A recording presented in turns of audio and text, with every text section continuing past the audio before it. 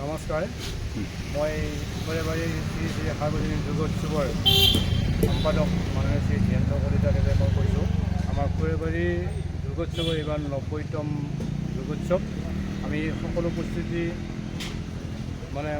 শেষ কৰিছোঁ যদিও আমি ইয়াৰ মাজতে এটা দুখৰ খবৰ আছে। আমাৰ শ্ৰদ্ধাৰ মাননীয় জুবিন গাৰ্গদেৱ আমাৰ এই সংসাৰৰ পৰা আমাক সকলোকে কন্দুৱাই থৈ গুচি গৈছে। সেই উদ্দেশ্যে আমি কিছু কাৰ্যসূচী আমি ইয়াত বাতিল কৰিবলগীয়া হৈছে, যিহেতু সকলোৰে মনত দুখ ভাৱটো অনুভৱ হৈছে। গতিকে আমি কোৰেবাৰীৰ দুৰ্গা পূজা সমিতিও আলোচনা কৰি সিদ্ধান্ত মৰ্মে আমি সাংস্কৃতিক সন্ধিয়াটো বাতিল কৰিছোঁ।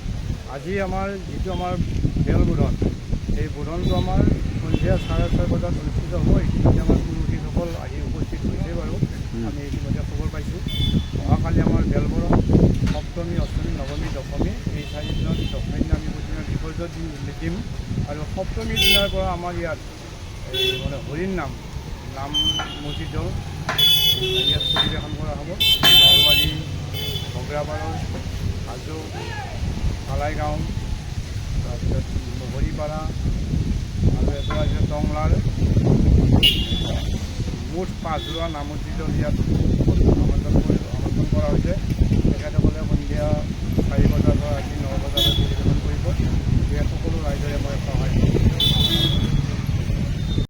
নমস্কাৰ। পোনপ্ৰথমে আমি খৈৰাবাৰী সাৰ্বজনীন দুৰ্গা মন্দিৰ তৰফৰ পৰা সকলো অসমবাসীলৈ শাৰদীয় দুৰ্গোৎসৱৰ শুভেচ্ছা জ্ঞাপন কৰিছোঁ। ইতিমধ্যে আমাৰ 90 সংখ্যক এইবাৰ দুৰ্গোৎসৱ আমি অনুষ্ঠিত কৰিছোঁ।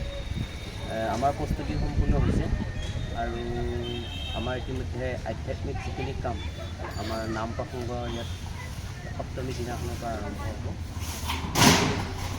এইবুলি আমাৰ যিহেতু আমি সকলোৱে জানো, আমাৰ জিলাৰ আমৃত্যু জুবিন গাৰ্গ ডাঙৰীয়া আমাৰ মাজৰ পৰা হেৰাই গ'ল।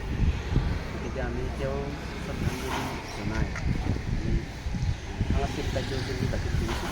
বাকী আমাৰ যিখিনি আধ্যাত্মিক পূজা হ'ব সেইখিনি আমি সম্পূৰ্ণ কৰিম।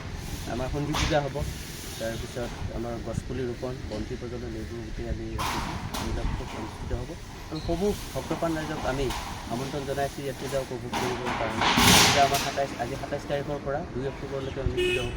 গতিকে সকলোকে আহিবৰ কাৰণে ইয়াতে দেখালে আমাক আশ্বাস দিছে, প্ৰশাসনে এইটো ঠিক কৰিব, তেওঁলোকক জনোৱা হৈছে। ইতিমধ্যে পাৰ্মিশ্যনৰ আমাৰ সকলো সুবিধা হৈ গৈছে। সেইখিনি আমাৰ কালিমানৰ পৰা ঠিক হ'ব। ইতিমধ্যে মেলা বজাৰৰ আমাৰ কামো আৰম্ভ হৈছে, যথেষ্ট দোকান আহিছে এইবাৰ আমাৰ।